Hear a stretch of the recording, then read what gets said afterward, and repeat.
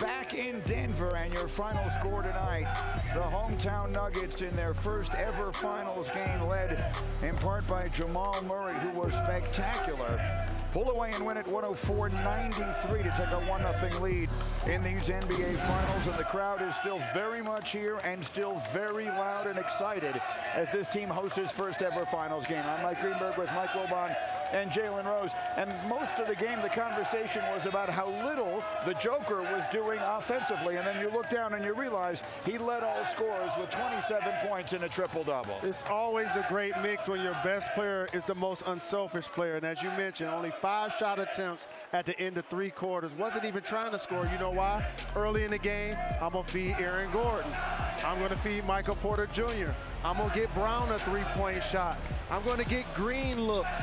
And then in the 4th quarter, when Miami goes zone and they make a run, I decide to score now against the zone. I decide to impose my will offensively. It was a masterful performance by a guy who was the final pick during All-Star weekend amongst the players. Don't think he didn't take that personal. It's a great point, Jalen. Did you hear what he told Lisa after the game was over? I know I don't have to score to impact the game. Correct. I mean, he knows exactly. He took 5 shots total the first 3 quarters. He only took 3 shots in the first half, and he had that line, 3 for 3 with 10 assists. I said, like something Steve Nash, or more importantly, Magic might have put up. And you're not thinking of a center, a guy who plays that position at that size, and yet he dominated the game first with his passing.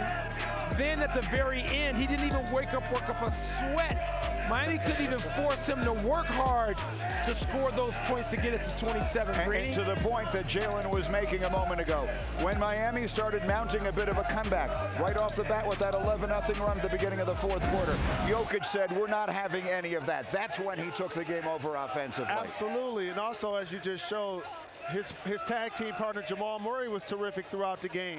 Scoring, being efficient, dropping dimes. And how about Michael Porter Jr.? Double-figure assists, mixing up his game, had a big tip dunk.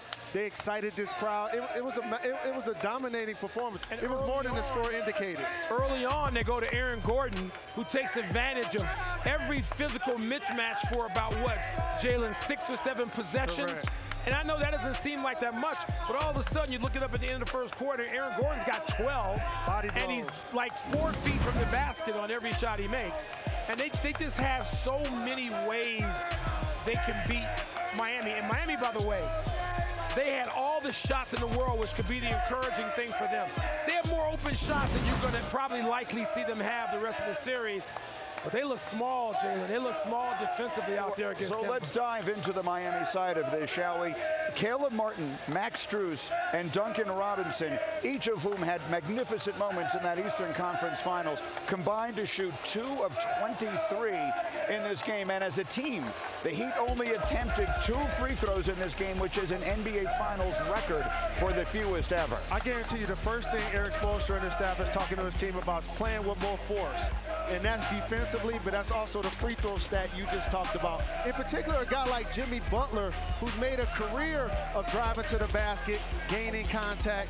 Gabe Vincent showed up offensively. Highsmith is going to be a player now that brings him more athleticism, Greeny. I anticipate he's going to get more minutes. Bam Adebayo was scoring the basketball. But game 2 has to be about Jimmy Butler.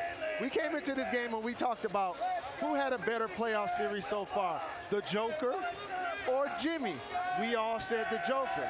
It played out today. They're going to need a big Jimmy game in game 2. Miami went Boston tonight. They went Celtic. They just settled for easy. No, they got to play. You know, Pat Riley, one of his favorite words is force, like Jalen just said. Exactly. And you know that Eric Spoelstra is going to talk to. They can't do that.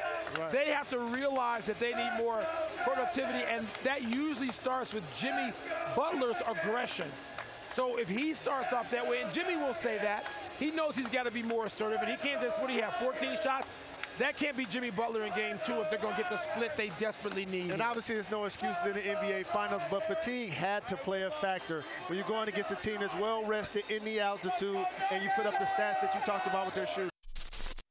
Thank you for watching ESPN on YouTube. For live streaming sports and premium content, subscribe to ESPN+.